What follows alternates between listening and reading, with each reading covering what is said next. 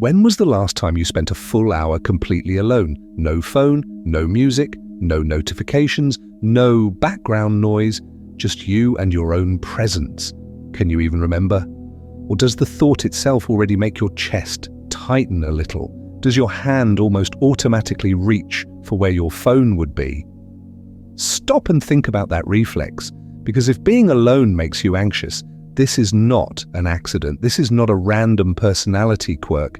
This is a design. Your nervous system, your habits, your social conditioning have been trained for years to panic when there is silence, to treat solitude like danger and constant stimulation like safety. I'll tell you why. Your brain evolved in tribes where being separated meant death. Isolation once meant no protection, no food, no help. So today, when you close the door and turn everything off, the ancient part of your brain still fires as if you're being abandoned, as if you're about to lose all control over survival, even though you're just sitting on your bed in a perfectly safe room. But the truth is, the danger has flipped. You are not in danger when you are alone. You are in danger when you can't be alone, when your entire sense of value depends on being available, on being seen, on getting a reaction every few minutes from a glowing screen or another person's emotions.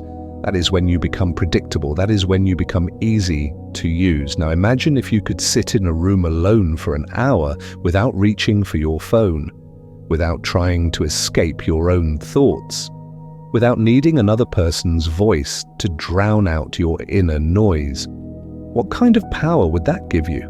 When you no longer need constant contact to feel real, when you can face your own emotions without flinching, you become dangerous, because people cannot control someone who is not terrified of their own silence. Here's the truth. Solitude is the filter that shows you who actually loves you and who just loves your availability. When you stop answering instantly, when you stop being permanently reachable, watch what happens. Who respects your boundary and who accuses you of changing? Who gives you space and who starts drama just to pull your energy back into their hands? The point lies exactly there. The moment you step back, your entire social world begins to rearrange. Old masks fall off. Relationships built on your constant presence start to crack. And the connections built on real respect get clearer and stronger. So I ask you now, what would your life look like if you were no longer afraid of that rearrangement? By the end of this video, you will understand why solitude terrifies most people, why your brain fights it, why your environment resists it, and why, if you can master it, your life, your boundaries, and even your identity will never look the same again. So now imagine if you actually did it. One ordinary Monday, you stop being the emergency button. You see the messages come in and you don't rush. You let 3 blue ticks sit there. You watch your phone light up with calls you don't answer. After work, instead of saying yes to that plan you don't want, you walk home, close the door, and choose a quiet evening. No explanations, no performance, no mask. At first, it feels small, just a delay, just an unanswered call, but the truth is, when you change your availability, you change the entire ecosystem around you. The group chat starts asking, "You okay?" Someone sends a passive-aggressive, "Guess you're busy." Another person suddenly becomes overly sweet, checking in, flattering you, trying to pull your attention back. They are not reacting to your silence. They are reacting to the loss of control over your reaction. Stop and think. What happens in your body when you see those notifications pile up and you do nothing? Your chest tightens. Your mind starts writing stories. They'll be angry. They'll think I'm selfish. I'm going to lose them. This is not about the phone. It's about survival wiring. Your brain was built in tribes where isolation meant danger.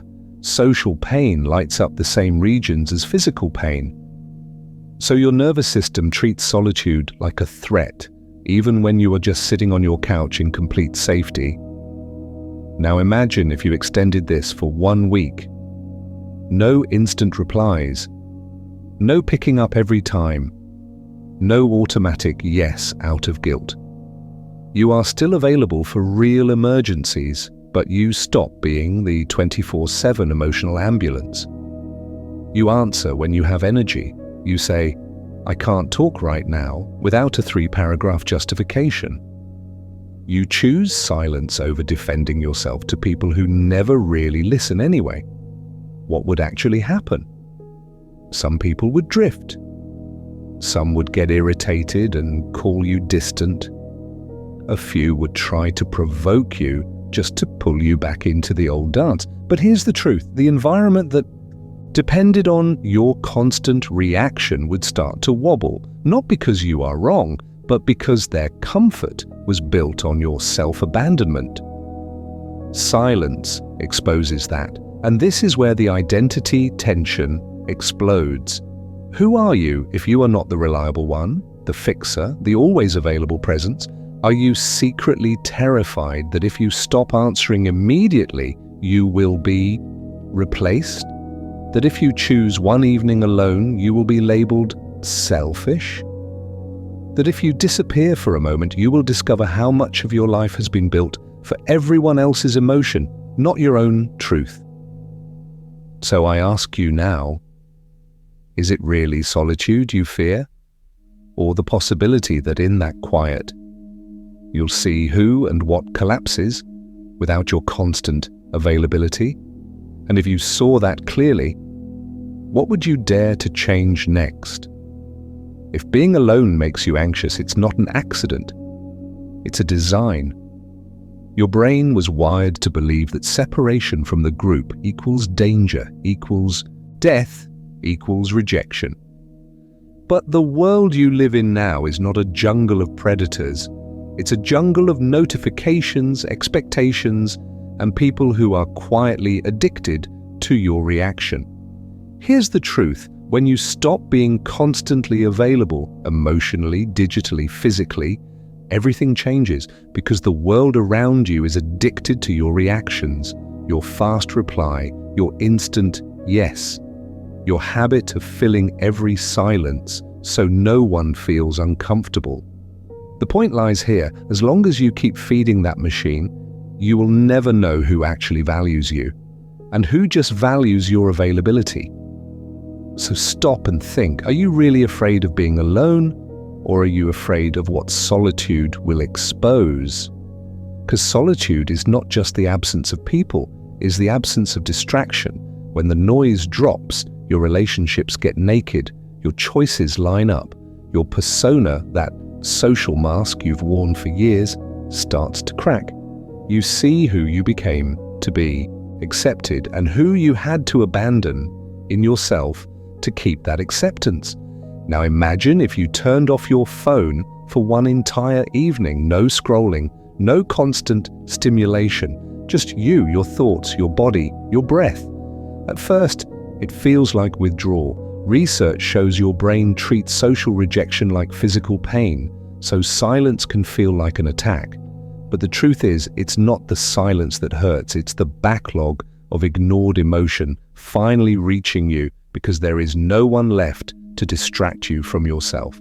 Most people are not terrified of solitude itself.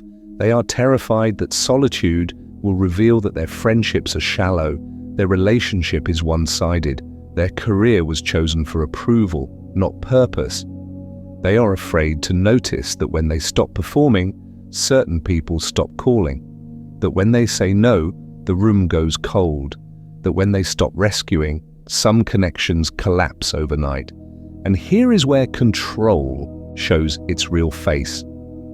As long as you are predictable, answer fast, agree quickly, smooth every conflict, people can use you as a tool for validation, distraction, and comfort. You become emotional anesthesia. You absorb panic, boredom, insecurity. You are not a person in their eyes, you are a function. Remove your function and watch the mask on others slip. But the person who can sit in silence, who doesn't need constant noise, becomes hard to manipulate. When you no longer trade your peace for approval, Guilt trips lose power, emotional threats lose power. The entire game of if you don't respond, I will punish you loses power, because you are no longer negotiating your value through reaction. So I ask you now, what happens when the strings get cut? Solitude terrifies most people because it is the moment the mask slips, the strings get cut, and control starts to shift back to you. This is not about abandoning people. It's about refusing to abandon yourself. Here's the truth. For most of your life, your availability has been turned into a remote control. People press a button, you light up. They text, you answer. They call, you pick up. They sigh, you ask what's wrong. Stop and think. Who trained you that this is what it means to be a good person? When people know they can reach you at any time and get an immediate reaction, they learn something very specific about your nervous system. They learn it is wired to their needs, not your own. They don't need to manage their panic, their boredom, their insecurity. They just discharge it into you. One notification and your attention, your emotion, your energy are hijacked. And this is the control loop. Someone feels lonely, they message you, you respond within seconds. Relief. Someone is anxious, they call you. You soothe them. Relief. Someone is angry, they guilt trip you. You explain yourself for the 10th time. Relief. Their body relaxes while yours tightens. Their storm calms while yours begins. How long have you been the emotional lightning rod for other people's weather? Predictability is what makes this so powerful. If you always answer, always explain, always soothe, you become a human button. They don't have to breathe, they don't have to think, they don't have to take responsibility for their reaction, they just press you. And like a machine, you deliver reassurance, distraction, validation, entertainment. The point lies here. Your value gets reduced to your function. Now imagine if you didn't respond instantly. Imagine you let the phone ring. Imagine you saw the paragraph of accusations and chose silence for an hour. Watch what happens. The person is suddenly forced to face their own emotion with no immediate escape hatch. That discomfort they always dumped into you, it rebounds back to them. This is why your delay, your boundary, your absence feel like violence to people who depended on your predictability for control. Look at the pattern. Someone gets upset, you rush in. Someone is bored, you entertain. Someone is insecure, you reassure. Your day, your schedule, your inner life become one long reaction to other people's impulses. You don't wake up and ask, what do I want? You wake up and ask, who needs me? But the truth is that question slowly erases you. And this is where your fear of solitude is born. When there are no messages, no calls, no demands, you are left alone with something far more threatening than other people's moods, your own unmet needs. The silence starts surfacing questions you've postponed for years. Am I happy? What do I actually desire? Who am I when I'm not rescuing, explaining, performing? No one is pressing the button. And you realize you don't know how to move without being pushed. So I ask you now, how many of your relationships are built on real mutual presence, and how many are built on you being a reliable source of emotional labor? This is not about hating people. It's about seeing the contract clearly, because you don't just fear silence in some abstract spiritual way. You fear it in your body, in your nervous system, in your bones. Think about your average day. One forced yes to a meeting you didn't want. One late night reply when your eyes are already burning. One more favor for a friend who really needs you. One more hour listening to someone's emotional chaos when you were already done 30 minutes ago. None of these moments look dramatic, but the point lies in accumulation. Every time you do it, you leak a little energy. You bend a little away from yourself. You feel that inner wince, that small internal no, and you override it again and again and again. Now imagine if every one of those overrides was physical. Every time you abandon a quiet moment for someone else's urgency, it's like tearing off a small piece of your nervous system and handing it away. Tiny shreds of presence, tiny shreds of control. At first, you can't see the damage, you just feel busy. Then it mutates. It turns into a chronic tiredness that sleep doesn't fix. You wake up heavy. You go to bed wired. You start to feel a low-grade resentment toward people you say you love, because on some level your body knows they are spending energy you never gave them permission to spend. You leave social interactions feeling hollow, overused, strangely empty, as if you were needed but never truly seen. So why don't you just stop responding, turn off the phone, disappear for a while? I'll tell you why. Your brain reads that as danger. Research shows that social rejection lights up the same brain regions as physical pain. To your nervous system, the possibility of being left out, ignored, or abandoned is not a small emotional discomfort. It feels like a threat to survival. So you stay available, you answer fast, you laugh when you want silence. You keep the mask on because not replying, not showing up, not rescuing feels almost physically wrong. Your body tenses, your chest tightens, you feel pulled back into the role before you can even think. And then you wonder, why am I so tired when I didn't do that much? Here's the truth. You are living inside a brutal loop. Because solitude feels scary, you avoid it. Because you avoid it, you never refill. Because you never refill, you feel more drained, more anxious, more dependent on external noise to distract you from that emptiness. So I ask you now, are you actually connected to people, or are you just desperately avoiding being alone with yourself? You need to understand something very clearly right now. This is not about hating people, disappearing forever, or pretending you don't need anyone. If you tried to live like that, you wouldn't be strong, you would just be numb. Humans are wired for connection. Your brain literally processes social rejection in the same regions as physical pain. So, of course, solitude feels dangerous. Of course, silence feels like a threat. But the truth is, what we're talking about here is not people versus no people. This is not about cutting everyone off. It's about finally choosing yourself in the equation. You have spent years choosing other people's needs, other people's emotions, other people's crises. How fast do you answer their messages? How quickly do you jump when they call? Now, imagine if you gave your own inner life the same urgency you give to other people's texts. What would change in your day if your presence with yourself became non-negotiable? Stop and think. You were trained to be available. As a child, you learned that being pleasing, being useful, being entertaining kept you safe. You built a mask around that role. Jung called the opposite movement individuation.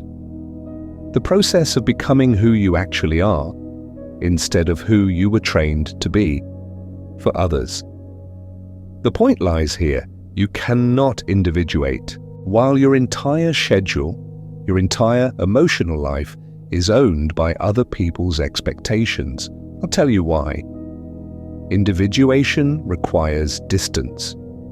It requires that you step back from the constant reactions, from the noise, from the performance.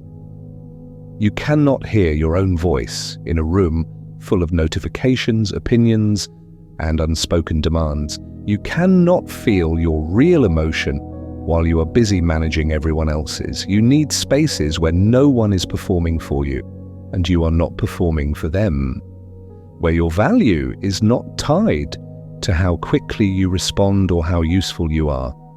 So I ask you now, what if solitude is not rejection, but self-choosing? When you deliberately take an hour with your phone off, when you say, "I'm not available tonight, I need time alone," you are not attacking people. You are refusing to abandon yourself again. This is not about hating people. It's about stopping the habit of hating yourself every time you betray your own needs to keep the peace. And yes, that shift will unsettle people. The ones who benefited from your self-neglect will feel it first. The friend who only calls when they need emotional rescue, the partner who panics when you don't answer instantly, the family member who confuses your silence with disrespect. They will accuse, guilt-trip, dramatize, because your new boundary exposes how dependent they were on your endless energy. Here's the truth: solitude becomes your filter. The relationships that survive your self-choosing are real. The ones that collapse were built on your availability, not your authenticity. And that mask you've been wearing? One of its loudest tricks is noise. Constant talking, constant explaining, constant defending, because as long as you're arguing, you don't have to feel the silence that exposes everything underneath. Stop and think, how many times have you stayed in a pointless argument just so you wouldn't have to sit alone with your own emotion after it ended? You keep typing paragraphs. You keep replaying the same conversation. You rehearse speeches in your head you will never say. It feels like you're fighting for the relationship, for your dignity, for closure. But the truth is, you're often fighting to avoid the quiet that would show you the price you're really paying. Here's the truth: arguments keep you on the hook. When you over-explain, when you send 10 messages clarifying your boundary, when you defend your intentions again and again, you are still available as fuel. Your reaction is the oxygen. Your presence keeps their drama alive. Silence, in contrast, is like pulling the plug from the wall. No more power, no more charge, no more free access to your energy. This is not about running away from life. It's about stepping back from situations where your awareness is being harvested and your presence is being taken for granted. There is a difference between isolation that shrinks you and solitude that restores you. One is fear, the other is choice. When you choose conscious withdrawal, you are not abandoning people. You are abandoning the role that was using you. So I ask you now, what happens when you stop explaining? When you say your boundary once, calmly, and then you step back instead of sending a thesis to justify it? When you don't answer every accusation, don't correct every misunderstanding, don't rush to fix every emotion someone throws at you, you send a different message. My energy is not a public resource. My attention is not a 24/7 customer service line. Now imagine if someone blows up your phone because you didn't respond for a few hours. 10 missed calls, long emotional texts, accusations, guilt. The older you panics, right? You grab the phone, you apologize, you over-explain where you were, why you were quiet, how you didn't mean to make them feel neglected. You hand them full control over your nervous system. But this time you wait, you breathe. You feel the anxiety in your body and you don't move. You let the wave pass. You reply later from a grounded place. Or you don't reply at all, because the point lies in protecting your center, not in managing their storm. Why is that so terrifying? I'll tell you why. Because when the phone stops vibrating, there is only you, no distraction, no crisis, just the raw awareness of what this relationship is actually costing you. Research shows your brain processes social pain like physical pain. So of course the silence hurts. Of course you want to run back into the noise, but when you stay, when you let the quiet speak, you start to hear another voice emerging underneath all the fear. That voice is dangerous because it doesn't flatter you, it exposes you. And now I want you to stop and think, how long have you been living as a reaction, not a person? How long have you been sprinting to your phone, answering instantly, not because you care that much, but because you're terrified of being the one who can be forgotten? How long will you keep doing that? How long will you keep proving you're available every second, just so your brain doesn't have to feel that ancient panic of being left outside the tribe?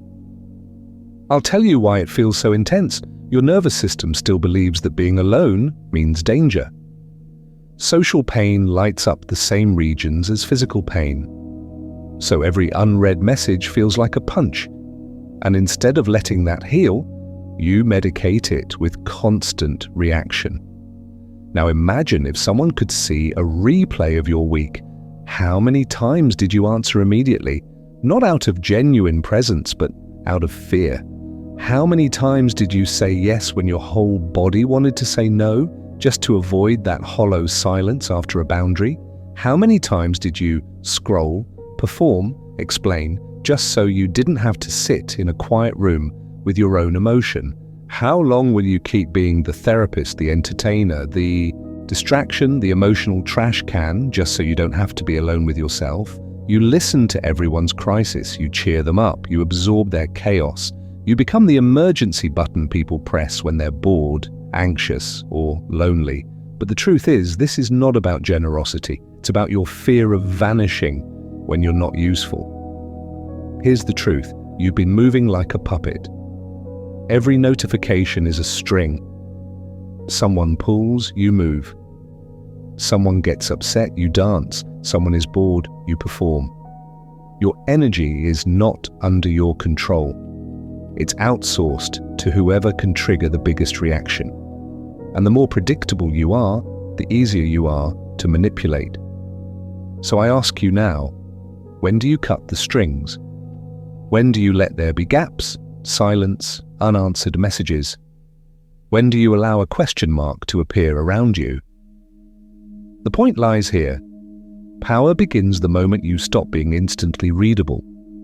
When you delay your reaction, when turn the screen off, when you let people wonder instead of always reassuring them. What if you became a mystery to the world so you could finally become known to yourself? Conscious solitude is not isolation. It's training. Longitudinal research shows that people who can be alone with their thoughts have stronger boundaries, clearer decisions, more stable emotion. They don't crumble in silence. They rebuild. So here is the sharp edge of this section.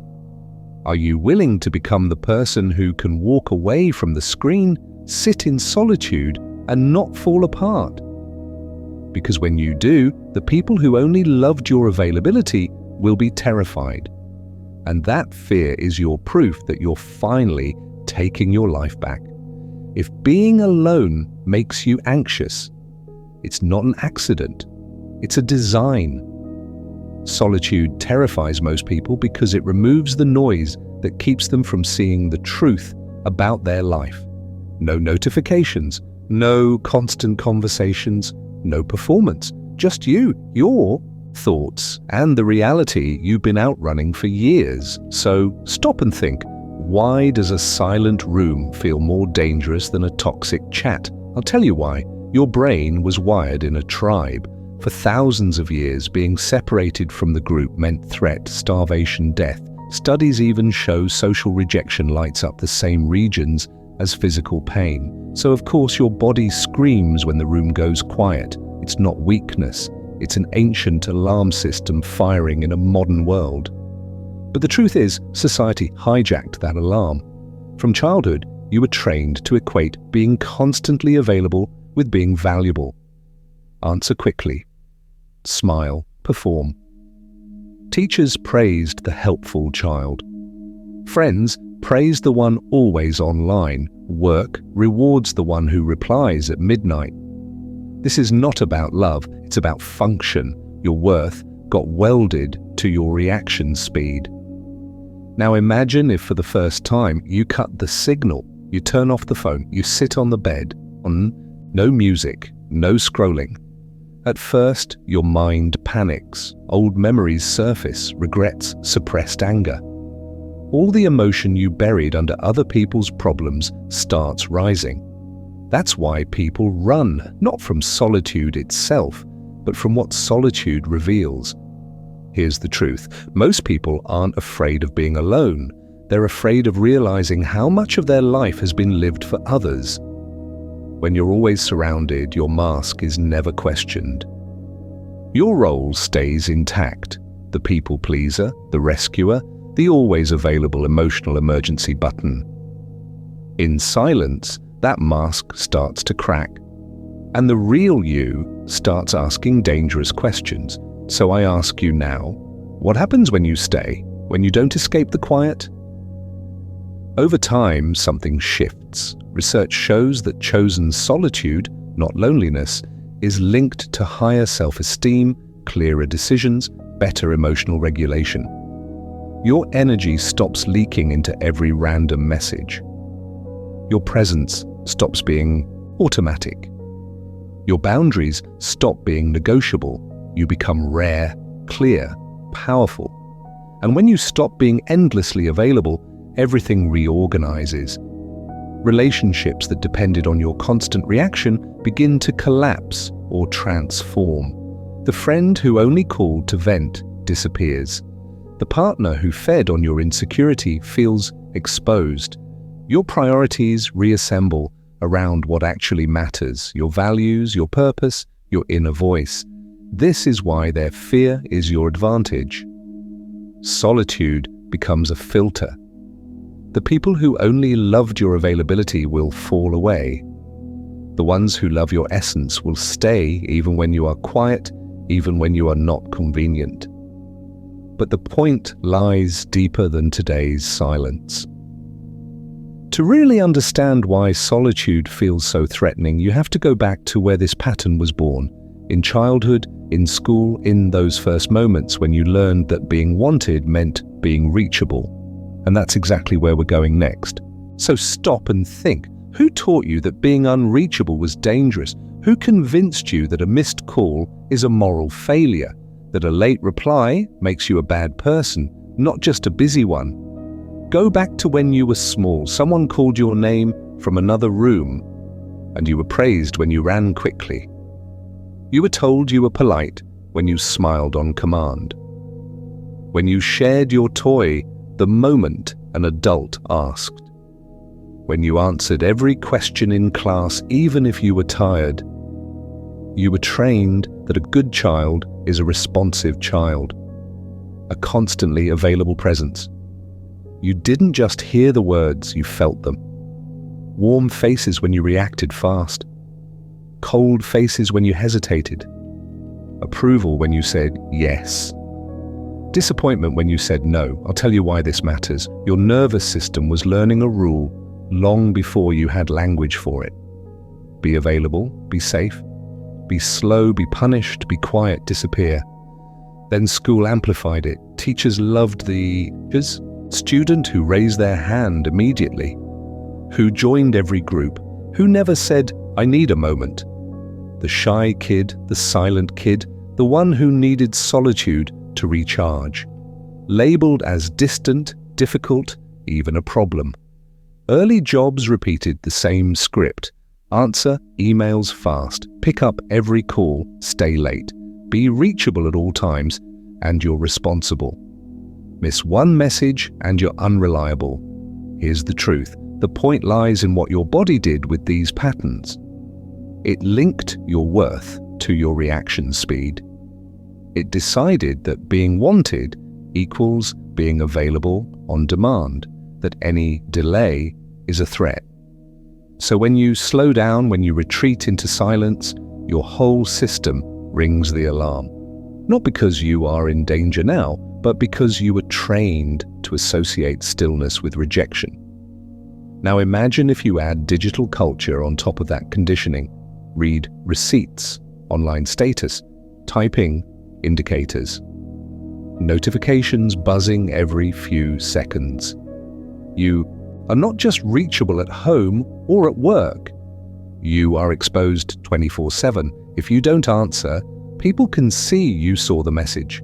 If you go offline, someone notices your absence. Research shows constant notifications train your brain to fear stillness and boredom, to crave the next reaction like a drug.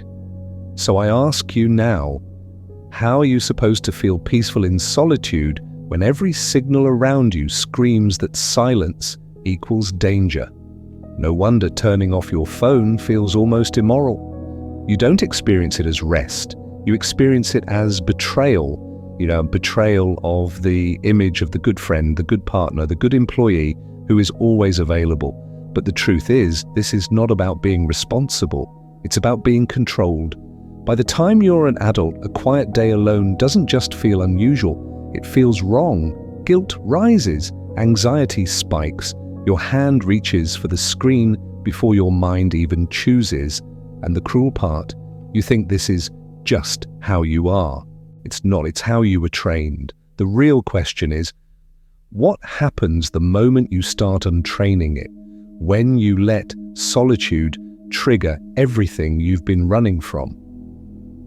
Here's the truth almost no one will tell you. Being endlessly available doesn't make you a better person. It makes you easier to use. You were trained to fear solitude, and then they handed you the perfect leash, constant reachability. Your fear of being alone became the excuse to always be on. Stop and think. Who taught you that a good person is always reachable, always ready, always on? Good friend answers instantly. Good partner replies at midnight. Good employee checks email on vacation. You were given a script. Your value equals your availability. You didn't write that script. It was written by people who benefit when you never log off. But the truth is, this is not about kindness. It's about control. When you are always available, your time is not yours. Your energy is not yours. Your emotions are not yours. You live in permanent reaction mode, jumping every time someone pings, calls, hints, or sighs. You don't initiate your day. You respond to it like a fire alarm. Now imagine if your phone goes silent for a weekend. No instant replies. No, of course I can do it. No nervous checking to see who needs you. What happens? For most people, anxiety explodes, not because something is wrong outside, but because they no longer know who they are without being useful to someone else. That's not connection. That's addiction to being needed. Here's the truth. Availability has become a socially accepted prison.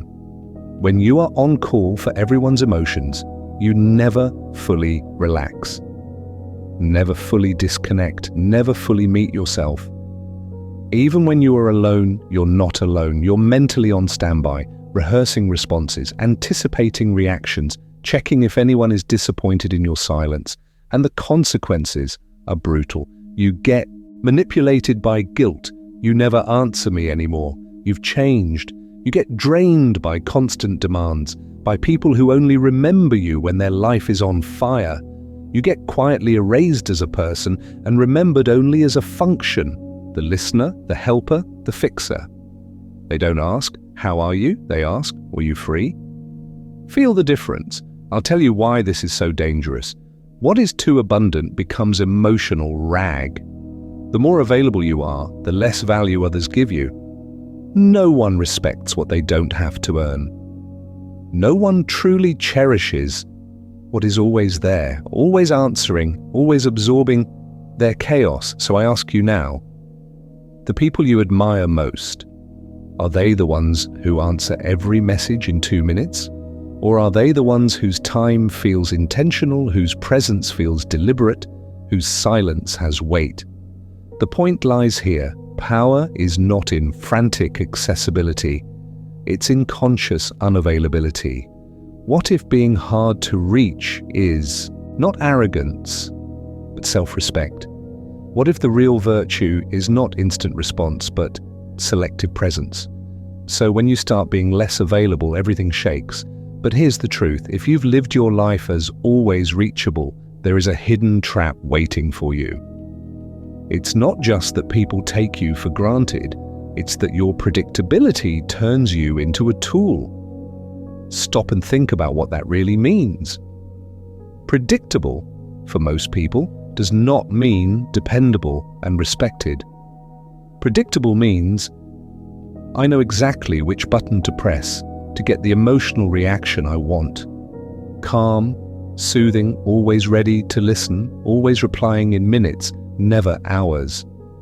At some point, they stop seeing your presence as a person with depth and limits. They see a function, a role, an emotional vending machine that never runs out of energy. Now imagine if your number in their phone isn't labeled with your name. It's labeled with a symbol, emergency. You become emotional 911. Lonely, call you. Anxious, call you. Bored, call you. They don't have to face their own silence, their own fear of solitude, their own unresolved emotion. They just hit the emergency button, and you pick up again and again and again. I'll tell you why this is so draining. Every time you answer instantly, you confirm the same rule in their nervous system. When I feel bad, I don't regulate myself. I use you. Studies show the brain processes social rejection like physical pain. So what do they do with that pain? They outsource it to your attention, to your time, to your life. Your reaction becomes their painkiller. But the truth is, this creates a brutal use-discard cycle. They press you when they need you, pour their chaos into your ear, feel lighter, calmer, regulated. Then what happens? They hang up, they scroll, they go out. You go back on the shelf, waiting for the next crisis. No real curiosity about your inner world, your exhaustion, your own Fear. You are available as long as you are useful. And here is where your fear of solitude gets programmed. Because you've been trained to respond, the idea of not answering feels almost immoral. Letting the phone ring feels like betrayal. Taking hours or days feels like breaking a sacred rule you never agreed to but still obey. This is not about kindness, it's about control. Their control over your reaction and your lack of control over your own presence. So I ask you now, with full honesty, if you stopped being predictable, who would remain? If you didn't answer right away? If you allowed silence? If you disappeared into your own solitude for a weekend? Who would still value you when you're no longer easy to use? And more importantly, what would you discover about yourself in that silence that terrifies you even more than losing them? Because the part of you that is terrified of that weekend alone, that's not your deepest self, that's your persona. The persona is simple. It's the version of you that you show the world. The polite, helpful, funny, competent mask you built to survive. The one that learned fast what gets you approval and what gets you rejected. You smile when you're tired. You say no worries when you are absolutely worried. You perform being okay so people stay comfortable around you. But the truth is, this mask is not neutral. It has one mission: keep you useful, agreeable, low friction. Why do you think you feel guilty the second you go offline? Why do you panic when you don't reply immediately? I'll tell you why. Because your persona equates being available with being safe. If you're always reachable, always pleasant, always ready, then in its logic, people won't abandon you. Now imagine if you break that rule. You don't answer right away. You say, "I can't help you with this." You disappear for a day without a long explanation. Feel that anxiety in your chest? That's not your soul dying, or that's the mask losing control. The persona starts screaming, they'll think you're selfish, they'll think you're cold, they'll leave. It confuses your boundary with danger. Look at your daily reactions. How many times have you said, "It's okay, don't worry about it," when you were actually hurt? How often do you over-explain a simple boundary so you don't look mean? "I'm so sorry, I've just been really busy. I promise I'll make it up to you." You write paragraphs just to justify one honest no. This is not about respect, it's about fear. You trade your energy for the illusion of being seen as nice. Here's the truth. The persona hates solitude.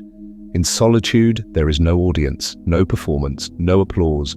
Your mask has nothing to do in that silence. No one to impress, no one to rescue. And when the mask is unemployed, the deeper, neglected self starts to speak. Old grief shows up. Real desires appear. The anger you swallowed for years finally surfaces. That's why you reach for your phone. That's why you scroll. Not because you love people, but because you are running from yourself. So I ask you now, who is really afraid of being alone? You or the character you play? Jung called the real work individuation. Moving from living as the persona to living as the authentic self. And the point lies here that shift cannot happen in constant noise. It happens in the quiet spaces you keep avoiding. So when you finally step into that quiet, something even more uncomfortable appears. You notice how often you abandon yourself, not in dramatic ways, in tiny, almost invisible cuts. You feel tired, but you say yes. You feel overwhelmed, but you answer anyway. You feel hurt, but you smile. That is subtle self-abandonment. Stop and think. How many times today did you leave yourself to stay available for other people? You overrode your need for silence to reply instantly. You ignored your body to attend one more call. You swallowed your emotion to keep the peace. On the outside, it looks like kindness, responsibility, maturity. On the inside, it is you walking away from your own presence again and again. Why do you do this? I'll tell you why. Underneath, 3 motives are running the show. Approval seeking. You need to be liked, to be seen as good, as helpful, as the one who never disappoints. Rejection avoidance, the old terror that if you say no, if you take space, people will leave, replace you, forget you. Image control, that desperate need to look strong, unbothered, always in control, even when your nervous system is on fire. Here's the truth. This is not about being generous. It's about being afraid that if you choose yourself, you will lose love, safety, status. So you trade your own needs for other people's comfort. You trade your boundaries for their approval. You trade your silence for constant reaction. And every trade has a price. The price is energy. Every is energy. Time you override your need for rest, quiet, or space, you pay with your peace. You pay with your clarity. You pay with your vital energy. And that energy is limited, very limited. Your brain is not an infinite battery. It is a daily budget. When you wake up, you have a certain amount of psychic currency for decisions, emotions, reactions, presence. Now imagine if you spent 80% of that budget managing other people's crises, answering every message, absorbing every mood in the room. What is left for your own growth, your creativity, your healing? Almost nothing. You become efficient for others and empty for yourself. Productive, but disconnected. Surrounded, but lonely. This is why solitude feels terrifying. Not because being alone is dangerous, but because in solitude, you can't abandon yourself without seeing it. There is no audience to impress, no mask to maintain, no instant reaction to give, just you, your unmet needs, and the bill for all the times you walked away from yourself. So I ask you now, how long will you keep spending your non-renewable energy on staying available for everyone except you? Regular, intentional solitude is how you stop that leak. It is how you refill, recalibrate, and remember that your inner life is not optional. And here is where it gets uncomfortable. Because the moment you start taking that solitude seriously, you will discover something brutal. A lot of people in your life never wanted you. They wanted what you provide, your energy, your presence, your reaction on demand. Stop and think about it. How many conversations are actually about you? How many people ask how you are, then really listen without turning it back to their own drama? You're the one who listens when they rant after work, who answers when they're bored in the car, who reassures them when they feel insecure, who shows up when they're lonely and terrified of their own silence. They don't fear losing you, they fear losing their favorite emotional service. Here's the truth. To many people, you are an emotional app. Open 24/7, free. No updates required. You calm their anxiety. You distract them from their emptiness. You give them validation when their ego is shaking. They press a button, you respond. They send a message, you reply instantly. They call, you pick up. The point lies here. They are not bonding with your soul. They are bonding with your availability. Now imagine if for 1 week you stopped being instantly available. You don't reply in 2 seconds. You don't answer every call. You sit in your solitude and let their messages wait. What happens? Irritation. You've changed. Guilt tripping. Passive-aggressive jokes about you being distant or too busy now. Or worse, sudden coldness, silence, or distance when you stop playing the free therapist, the entertainer, the emergency comfort. I'll tell you why that reaction is so intense. Your boundary exposes the transaction. When you stop being purely functional, people who only valued your function feel deprived, even betrayed. But the truth is, you didn't change. You just stopped allowing your presence to be treated like a free, on-demand service. You stopped giving unlimited access to people who never earned it, never respected it, never reciprocated it. So I ask you now, when you take more solitude, who leans in with curiosity and respect? Who says, I'm happy you're taking time for yourself. Tell me how it feels, instead of, why are you ignoring me? Who adapts to your new boundary without drama, without emotional blackmail, without punishing you for choosing yourself? Those are the ones who see you as a person, not as a function, and who only leans in when you're easy to use, when you're available to soothe their chaos, when your silence threatens their comfort. That contrast will tell you everything. Here's the truth. You have been trained to believe that the solution is to become even more available, be nicer, be more understanding, answer faster, explain harder. But the point lies in the opposite direction. The more available you are, the less your presence is valued, because what is always there is rarely respected. What is abundant is consumed, not cherished. Stop and think about this in your own life. The friend who always picks up at 2 a.m., who always listens, who always rearranges their day for everyone else. Do people treat that presence as sacred or as expected? When you are constantly on call, you stop being a person. You become an emotional rag. Everyone wipes their feelings on you and tosses you aside until the next mess. Then they reach for you again without a second thought about your energy, your limits, your inner world. I'll tell you why this happens. No one truly respects what they don't have to earn.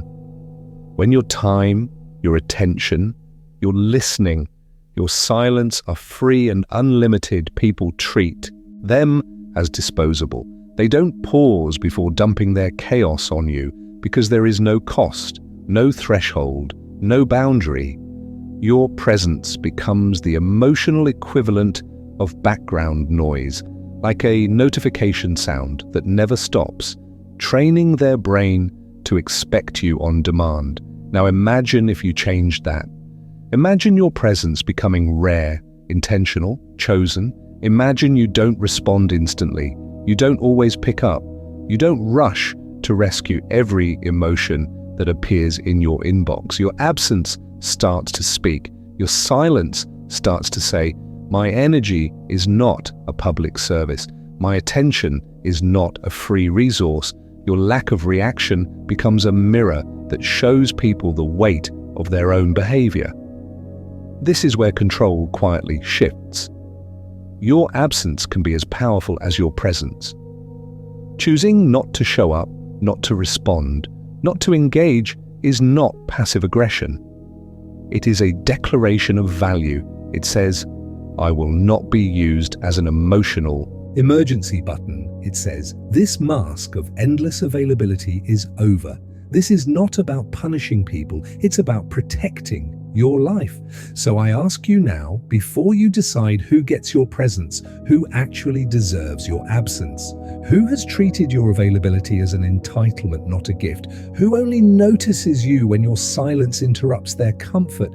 The moment you can sit in that question, without rushing to fix, without grabbing your phone, you start reclaiming your life. And this is where everything becomes practical, because it's not enough to understand the theory of solitude. At some point, you have to decide who actually gets access to you, who gets your presence, your listening, your emotional labor, and who only gets your mask, your polite nod, your distant yes. So stop and think. Who has proven through their actions that they value you? Not just your usefulness, not just your availability. Who stays when you are quiet?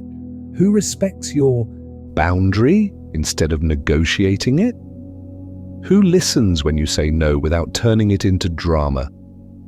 Here's the truth. There are people in your life who have never met the real you. They only know the version that answers quickly. That fixes emotions. That sacrifices sleep and peace to keep everyone comfortable. They don't value your energy, they value your reaction. And the point lies exactly here. As long as you keep offering presence to those who drain you, you are stealing presence from yourself, from your future, from the relationships that could actually grow. So I ask you now, not just who deserves your presence, but who deserves your absence? Who deserves your delayed reply, your unanswered call, your quiet no? Who has shown you over and over that when you are less available, they punish you with guilt or silence or criticism? Those people deserve your distance, not as revenge, but as protection. This is not about punishing others, it's about finally choosing you. Now imagine if for 3 days you became intentionally unavailable to the world for just 30 minutes a day. No phone, no music, no notifications, no escape, only you and a walk, or you and a notebook, or you sitting in a room, watching what your mind does when it can't run away. This is your 3-day solitude challenge. 30 minutes of conscious silence, where you take your energy back from everyone and give it to yourself. You will feel it. Restlessness, boredom, anxiety. Your brain will scream that something is wrong. I'll tell you why. For years it has been trained to treat stillness as danger. Social pain lights up the same circuits as physical pain. Constant stimulation has taught you that if it's quiet, you are unsafe, alone, behind. But the truth is, those uncomfortable emotions are not failure. They are evidence of how deeply you've been conditioned to avoid yourself. If you stay, if you breathe through the urge to grab the phone, you become powerful. What if the most productive thing you do this week is sit in a room and do nothing? No performance, no role, no mask, just you, watching your own mind. This is where control begins. This is where solitude stops being a threat and becomes your training ground. So here is your challenge: 3 days, 30 minutes alone each day, no distractions. Then come back and commit in the comments. Write, "I chose solitude," and share what you discovered. Send this video to one person who is always busy but never at peace, not to judge them, but as an act of honesty, as an invitation. Because the moment you can sit with yourself in silence, without fear, solitude no longer terrifies you, it strengthens you, and from that place, no one controls your life but you.